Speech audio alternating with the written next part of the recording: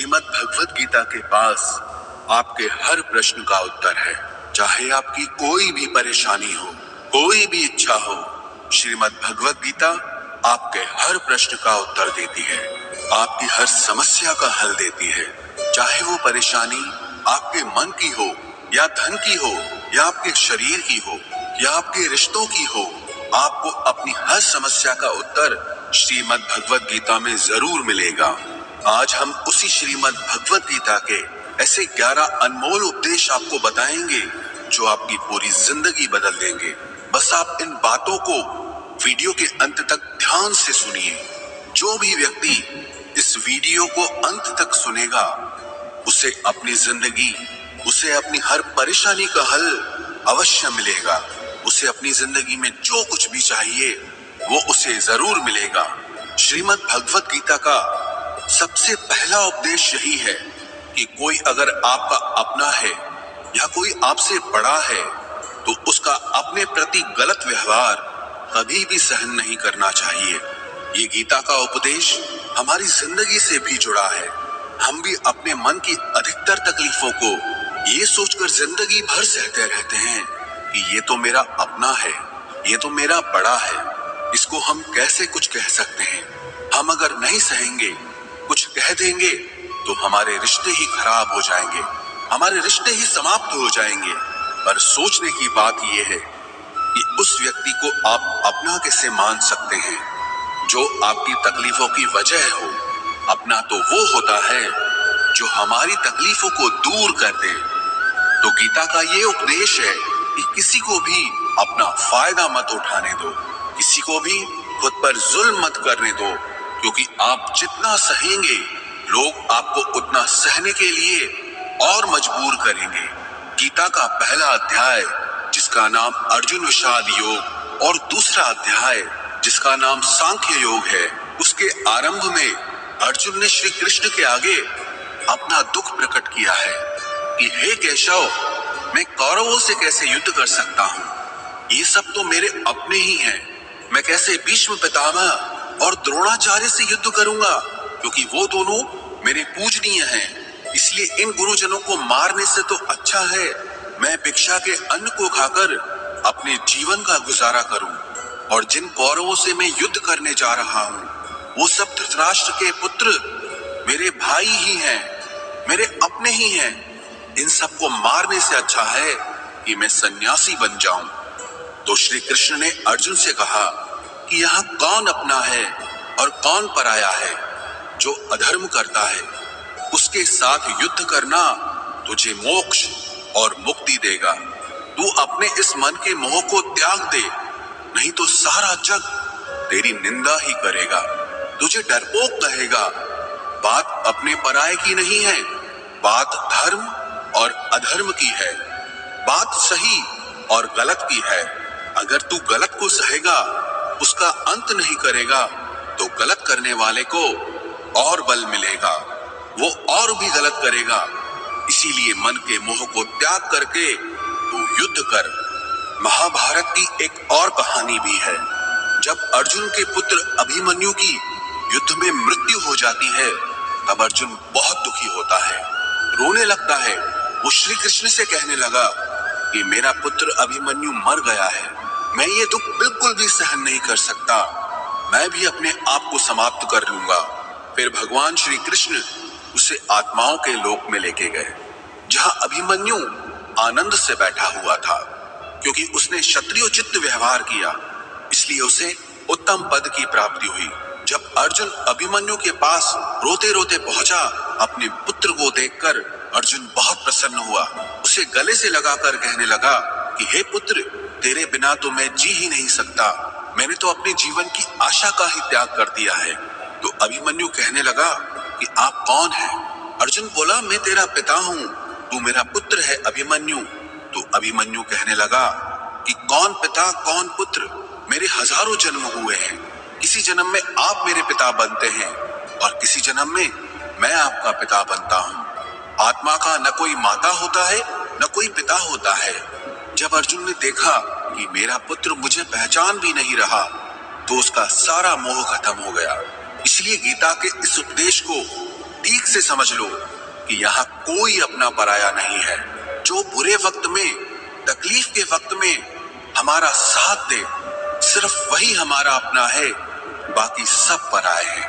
गीता का दूसरा उपदेश यह है कि जो चला गया है कभी उसका दुख मत करो, और जो आने वाला है उसकी बिल्कुल भी चिंता मत करो। जब महाभारत का युद्ध चल रहा था तब अर्जुन ने श्री कृष्ण से कहा कि अगर यह युद्ध हुआ तो करोड़ों लोग मारे जाएंगे। जो सैनिक और योद्धा इस युद्ध में मारे जाएंगे उनकी स्त्रियों का क्या होगा, समाज कैसे आगे बढ़ेगा। और भी बहुत सी बातें अर्जुन ने विस्तार से कही हैं। तो भगवान श्री कृष्ण ने कहा, अशोच्यानन्वशोचस्त्वं प्रज्ञावादांश्च भाषसे गतासून अगतासूश्च नानुशोचन्ति पंडिताः। श्री कृष्ण बोले, हे अर्जुन, तू बड़ी बड़ी ज्ञानियों जैसी बातें करता है, लेकिन जो सच में ज्ञानी होता है, वो जो लोग मर चुके हैं, जा चुके हैं या एक दिन जाने वाले हैं, उनकी चिंता नहीं करता है, उनका दुख नहीं करता है। तेरे हाथ में कुछ भी नहीं है, तू चाहकर भी कुछ कंट्रोल नहीं कर सकता। जीवन और मरण ये तो प्रकृति की नियति है। इसीलिए जो ज्ञानी होता है वो किसी के मरने पर भी रोता नहीं है। ज्ञानी जन ना ही बीते हुए कल का शोक करते हैं और ना ही आने वाले कल की चिंता करते हैं। इसीलिए जो होने वाला है वो होकर ही रहता है, और जो नहीं होने वाला है वो कभी नहीं होगा। ऐसा निश्चय जिसको समझ में आ जाता है, जिसकी बुद्धि में आ जाता है, उसे कभी कोई चिंता नहीं सताती, कोई दुख नहीं सताता। हमारे सारे दुखों का कारण ही यही है। या तो हम जो वक्त गुजर चुका है उसे सोच सोच कर परेशान होते रहते हैं, या भविष्य की चिंता कर करके खुद को बीमार कर देते हैं, नष्ट कर देते हैं। गीता का ज्ञान हमें यही सिखाता है कि ना तो हम बीता हुआ कल बदल सकते हैं और ना ही आने वाले कल पर कंट्रोल कर सकते हैं। हमारे हाथ में सिर्फ वर्तमान है, सिर्फ आज का ही पल है। हमारा 98% तनाव और चिंताएं भूतकाल और भविष्यकाल के बारे में सोचते रहने से होता है।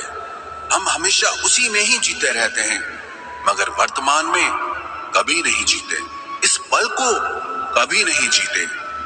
जब आप वर्तमान का पूरा आनंद लेना सीख जाओगे, तभी आपकी जिंदगी से तनाव कम होगा, चिंताएं खत्म होगी। वर्तमान में जीना एक बहुत बड़ी उपलब्धि है। हमारे हाथ में भी सिर्फ आज का ही पल है। हमें जो भी करना है आज ही करना है। कभी भी ये सोचकर समय को नष्ट नहीं करना चाहिए कि अभी मेरे पास बहुत समय बचा है।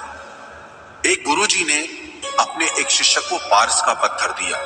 उनका वो शिष्य बहुत आलसी था, हर काम को कल पे टाल देता था। तो गुरुजी ने उसे कहा कि मैं तुझे ये पारस पत्थर दे रहा हूं। इस पारस पत्थर से जब तू लोहे को स्पर्श कराएगा तो वो लोहा स्वर्ण बन जाएगा, सोना बन जाएगा। और ये पारस पत्थर मैं तुझे 1 महीने के लिए दे रहा हूं। जब 1 महीना समाप्त हो जाएगा तब मैं तुझसे ये पत्थर वापस ले लूंगा। तब तक तू इस पत्थर को अपने पास ही रख। गुरुजी का वो शिष्य बाजार में लोहा खरीदने के लिए गया। जब बाजार में वो लोहा खरीदने पहुंचा तो उसे लोहे का वो रेट बहुत महंगा लगा। उसने कहा थोड़े दिन रुक के ले लूंगा, जब लोहे का रेट कम हो जाएगा। पर उसकी बुद्धि में ये बिल्कुल नहीं आया कि इस लोहे को मैं सोना बनाकर बहुत अधिक धन बना सकता हूं। लेकिन उसके मन की सुस्ती, उसके मन का आलस्य, उसकी वजह से उसने उस काम को कल पे टाल दिया। ऐसे ही करते करते पूरा महीना समाप्त हो गया। फिर गुरुजी उस शिष्य के पास आ पहुंचे कि बताओ तुमने कितना सोना बनाया। शिष्य बोला कि मैंने तो अभी सोना बनाना शुरू भी नहीं किया। तो गुरुजी ने कहा मुझे मेरा वो पारस पत्थर वापस चाहिए। शिष्य बोला कि नहीं, मुझे थोड़ा वक्त दीजिए, मैं थोड़ा सोना बनाना चाहता हूँ। गुरुजी ने कहा कि ये पारस पत्थर पूरा 1 महीना तेरे पास था पर तू कुछ नहीं कर पाया, लेकिन अब समय समाप्त हो चुका है। ऐसे ही ये हमारा जीवन है, हमारी जिंदगी है, और ये समय ही पारस पत्थर है।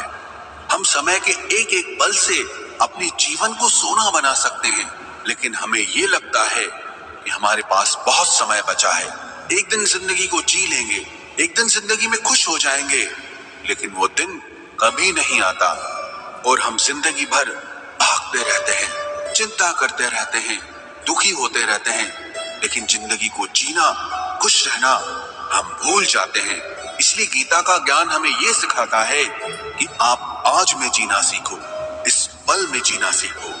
गीता का तीसरा उपदेश यह है कि मौत से डरना बिल्कुल व्यर्थ है। श्री कृष्ण ने गीता में कहा है कि ये संसार मृत्यु लोक है, जिसका भी जन्म हुआ है वो एक दिन जरूर मर जाएगा, जिसका आरंभ हुआ है उसका अंत अवश्य होगा। हम इसे रोक नहीं सकते। जैसे हम रोज कपड़े बदलते हैं, वैसे ही हमारी आत्मा नया शरीर धारण करती है।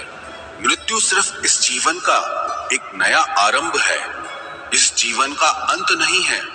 आत्मा कभी नहीं मर सकती और ना ही उसे कोई मार सकता है, लेकिन मौत का डर मनुष्य को सबसे ज्यादा लगा रहता है। मौत का दुख भी इंसान को सबसे ज्यादा होता है। एक पेड़ में दो पक्षियों का जोड़ा रहता था। उन दोनों को एक दूसरे से बहुत प्रेम था। उन्होंने साथ जीने मरने की कस्में खाई थी। एक दिन वहां एक शिकारी आया और उसने एक तीर चलाकर वहां पेड़ पर बैठे मादा पक्षी को मार दिया। तो वो अकेला नर पक्षी रोने लगा कि मैं तुम्हारे बिना कैसे जी पाऊंगा, तुम्हारी जगह मेरी मृत्यु आ जाती, मेरा जीवन तुमको मिल जाता। वो रो रो के बहुत विलाप करने लगा। इतने में ही उस शिकारी ने दूसरा तीर चलाया और उस नर पक्षी को भी मार दिया। वास्तविकता में ये कहानी हमारी ही है। हम भी रोते रहते हैं जब कोई मरता है तो, लेकिन हमें ये नहीं पता कि एक न एक दिन हमारा भी जीवन समाप्त हो जाएगा। हम भी उसी मृत्यु के पेड़ पे ही बैठे हैं, लेकिन शरीर का मिटना हमारा अंत नहीं है।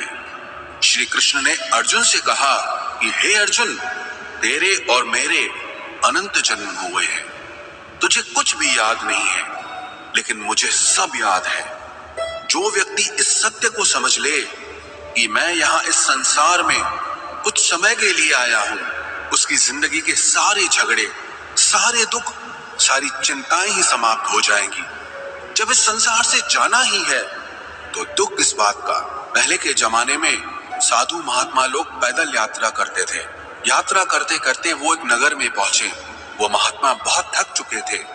उस नगर में उन्होंने एक महल देखा और उन्होंने उस महल में जाकर विश्राम करने का सोचा और वो महल में जाकर सो गए। जब उस महल में वहां का राजा पहुंचा तो अपने पलंग पर उस महात्मा को सोता देखकर बहुत हैरान हो गया। राजा उस महात्मा से पूछने लगा कि तुम मेरे महल में कैसे घुस आए और मेरे बिस्तर पर सो रहे हो। महात्मा कहने लगा, ये तुम्हारा महल है, मुझे तो लगा ये धर्मशाला है। तो राजा ने कहा, आपको मेरा महल धर्मशाला कैसे लगा? तो महात्मा ने राजा से प्रश्न किया कि तुमसे पहले इस महल में कौन रहता था? तो वो राजा बोला कि मुझसे पहले मेरे पिता यहाँ पर रहते थे और उससे पहले मेरे दादाजी यहाँ पर रहते थे। तो महात्मा ने फिर प्रश्न किया कि क्या तुम इस महल में हमेशा रहोगे या तुम्हारे बाद कोई और रहेगा? तो राजा कहने लगा कि मेरे बाद मेरा पुत्र इस महल में रहेगा। तो महात्मा राजा से कहने लगे कि जिस जगह पर रहने वाले बार बार बदल जाते हो उसे घर कैसे कह सकते हो? वो तो धर्मशाला ही है। इसीलिए तेरे महल को धर्मशाला समझकर मैं इसमें रात बिताने के लिए आ गया। धर्मशाला जान जग को, जीव सब मेहमान है, मोह किससे मत करो, सब स्वप्न का सामान है। यदि हम भी इस बात को समझ लें कि हम यहाँ कुछ समय के लिए आए हैं, आनंद करने के लिए आए हैं, खुश रहने के लिए आए हैं, तो हमारे सारे दुख ही समाप्त हो जाएं। जब हम अपना मोह यहाँ जमा लेते हैं, अपना दावा यहाँ जमा लेते हैं कि ये मेरा है, इसे मैं छोड़ नहीं सकता, इसके बिना मैं जी नहीं सकता, तो हमारा जीवन दुखों से भर जाता है। इसलिए जीवन में मृत्यु का भय त्याग करके जीवन का प्रतिपल आनंद लेना चाहिए। गीता का चौथा उपदेश, मन और विचारों को कंट्रोल किए बिना जीवन में कभी शांति और सुकून मिलने वाला ही नहीं है। अर्जुन ने श्री कृष्ण से कहा कि मेरा मन सही गलत सब कुछ जानता है, फिर भी मेरे विचार और मेरा मन मुझसे कंट्रोल नहीं होता। मैं जो करना चाहता हूँ वो कर नहीं पाता हूँ, और जो नहीं करना चाहता हूँ वो मेरा मन मुझसे जबरदस्ती करवाता है। इसीलिए मैं बेचैन हो गया हूँ, मुझे शांति प्राप्त नहीं हो रही।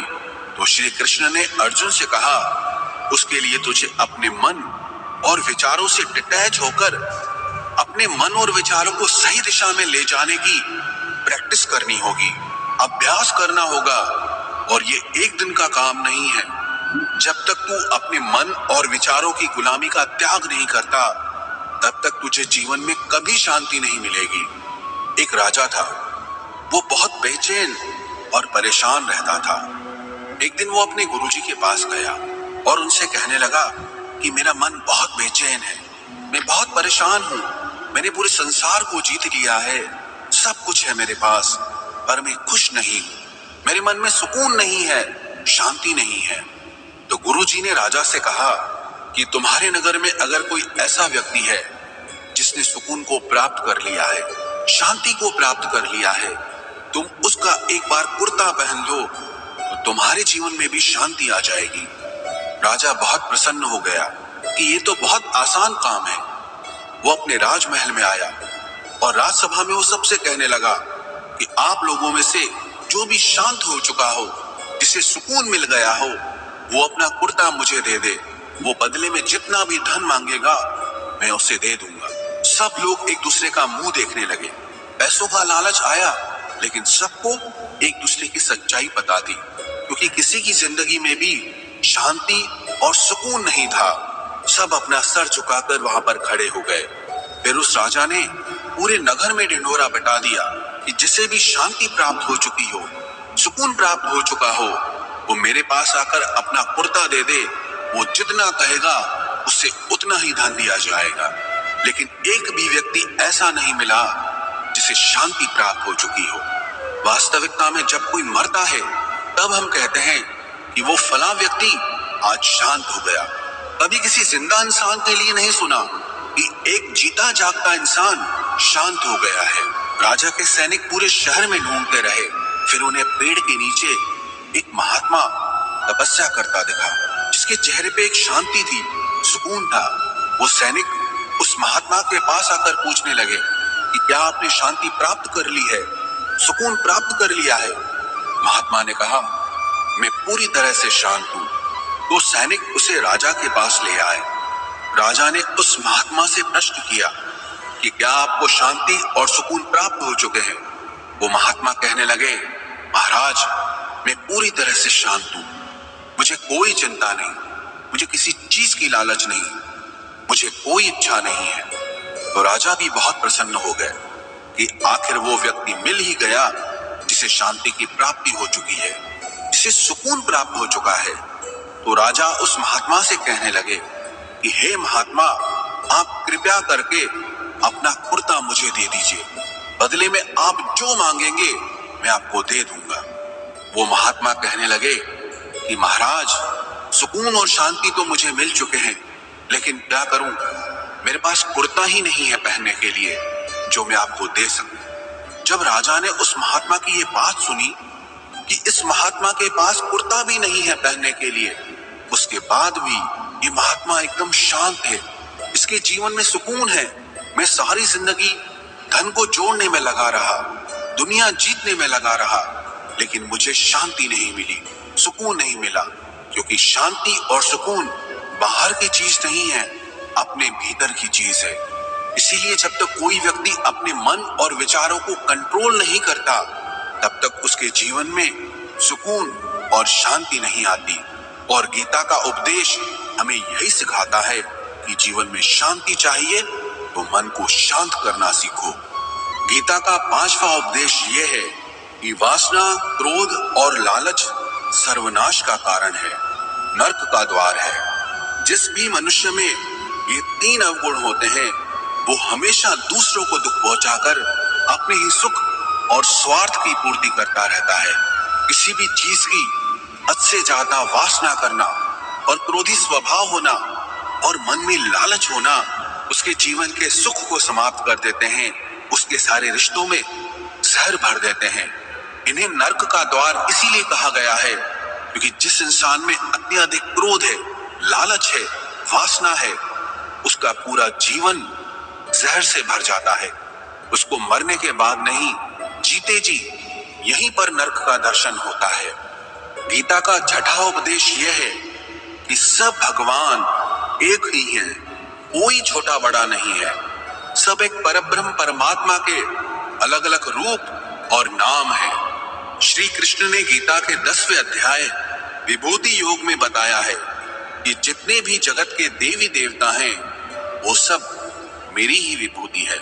मैं ही शिव हूं, मैं ही इंद्र हूं, मैं ही यक्षराज कुबेर भी हूं, मैं ही अग्निदेव हूं, देवताओं के गुरु बृहस्पति भी मैं हूं, समुद्र भी मैं ही हूं, अक्षरों में ओम भी मैं ही हूं, काल का महाकाल भी मैं ही हूं, सारे जगत का नाश, उत्पत्ति और पालन करने वाला भी मैं ही हूं। श्री कृष्ण ने अर्जुन से कहा कि मेरी विभूतियों का कोई अंत नहीं है, इसलिए सब भगवान, सब नाम, सब देवता मेरे ही रूप है।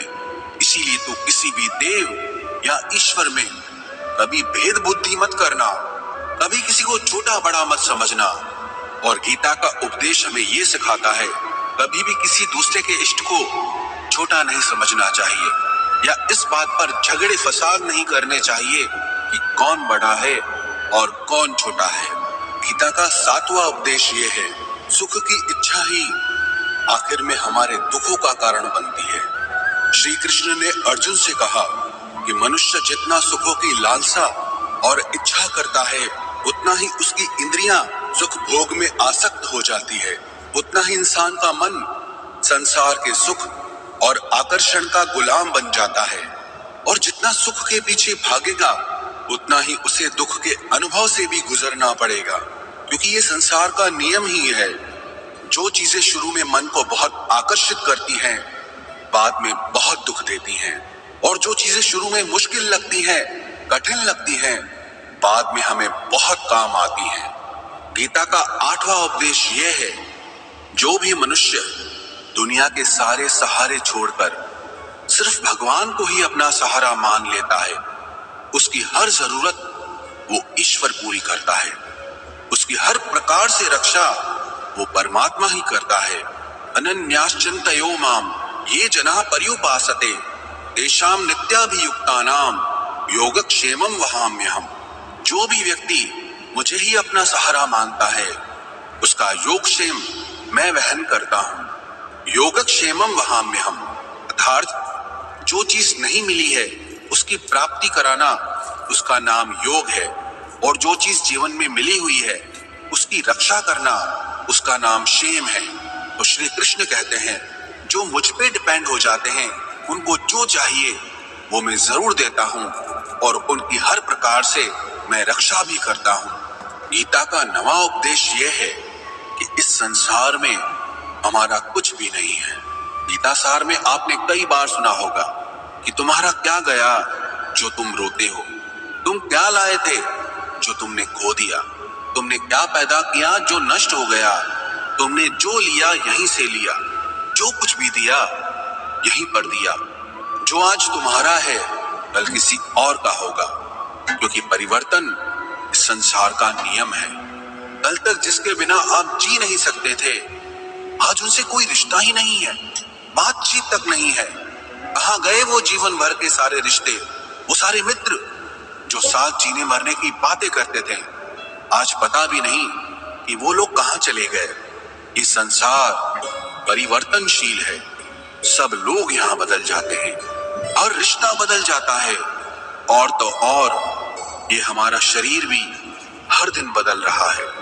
बचपन से जवानी, जवानी से बुढ़ापा, और एक दिन ये शरीर हमारा साथ छोड़ देता है। तो किसके लिए रोना और किसकी चिंता करना। हम सारी जिंदगी चीजों को, रिश्तों को, जिंदगी को बनाने में, सजाने में, संवारने में लगे रहते हैं, लेकिन एक दिन सब कुछ बिखर जाता है। सारी जिंदगी जिस संपत्ति, जिन रिश्तों के लिए हम लड़ते रहते हैं, एक दिन सब कुछ छोड़ करके हमें इस दुनिया से जाना पड़ता है। गीता का 10वां उपदेश हमें ये सिखाता है कि किसी से भी हद से ज्यादा मोह कभी मत करना। श्री कृष्ण ने गीता का पूरा ज्ञान ही अर्जुन के मोह को नष्ट करने के लिए कहा है। ये मोह ही है जो इंसान को सबसे ज्यादा रुलाता है। मोह इतना बलवान है कि शेर जैसे इंसान को भी गीदड़ बना देता है। जो अर्जुन युद्ध में देवताओं से भी जीत गया, पर अपने रिश्तेदारों को युद्ध में देखकर उसका हाथ कांपने लगा। वो बोला, हे केशव, मेरे हाथ में धनुष पकड़ने की ताकत भी नहीं बची है, मेरे हाथ कांप रहे हैं, मैं युद्ध नहीं कर पाऊंगा।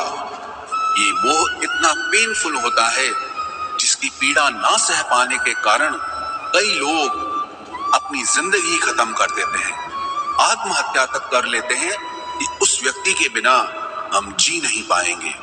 जीवन में किसी से भी हद से ज्यादा मोह करोगे तो जीवन भर पीड़ा का ही सामना करना पड़ेगा। जो व्यक्ति अपने मोह से बाहर नहीं आता, उसका सब कुछ उससे छिन जाता है, उसकी सारी खुशी खत्म हो जाती है। इसीलिए गीता का ज्ञान बार बार यही सिखाता है कि अपने मन के मोह को त्याग करके आप बलवान बनो, बुद्धिमान बनो, सत्य के दर्शन करो कि वास्तविकता क्या है।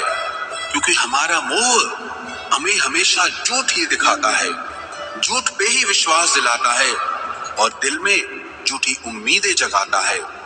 और ये ही हमारे दुखों का सबसे बड़ा कारण है। हम ही मोह कर लेते हैं, हम ही लोगों से उम्मीदें लगा बैठते हैं, पर वास्तविकता बिल्कुल अलग होती है। लोग वैसे नहीं होते जैसे हम मान लेते हैं, जैसा हम समझ लेते हैं, क्योंकि मोह के कारण हमें सच्चाई नहीं दिख पाती, लोगों का असली चेहरा नहीं दिख पाता। इसीलिए गीता का उपदेश हमें ये सिखाता है कि जीवन में अगर आनंद और प्रसन्नता से रहना है तो किसी में भी हद से ज्यादा मोह कभी मत करना। गीता का 11वां उपदेश ये है कि इस दुनिया में अगर आए हो तो दुख तो मिलेगा ही मिलेगा।